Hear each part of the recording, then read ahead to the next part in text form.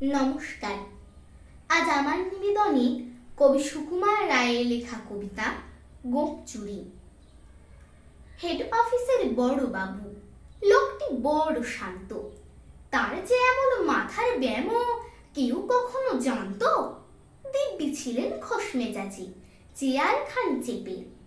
একলা বসে ছিমছিমিয়ে হঠাৎ গেলেন খেপে।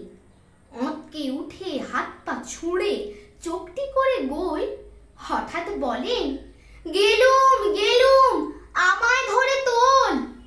তাই শুনে কেউ বদ্যি ডাকে, কেউ বা হাঁকে পুলিশ, কেউ বা বলে কামড়ে দেবে, সাবধানেতে তুলিস। ব্যস্ত সবাই এদিক ওদিক করছে ঘোরাঘুরি। বাবু হাঁকেন, ওরে আমার গোঁফ গিয়েছে চুরি।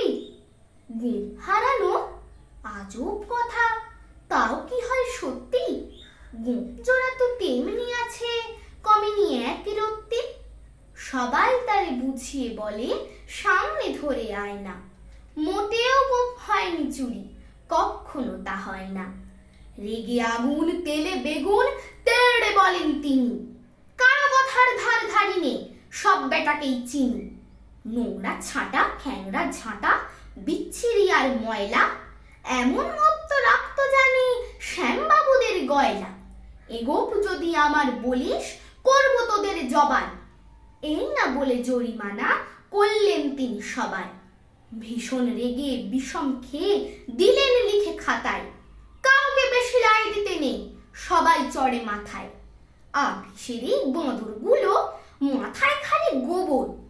গোঁফ জোড়া যে কোথায় গেল কেউ রাখে না খবর। ইচ্ছে করে এই বেটাদের গোঁফ ধরে খুব নাচি, মুখ্যগুলোর মুন্ডু ধরে কোদাল নিয়ে চাঁচি। গোঁফকে বলে তোমার আমার, গোঁফ কি কারো কেনা? গোঁফের আমি গোঁফের তুমি, তাই দিয়ে যায় চেনা। নমস্কার।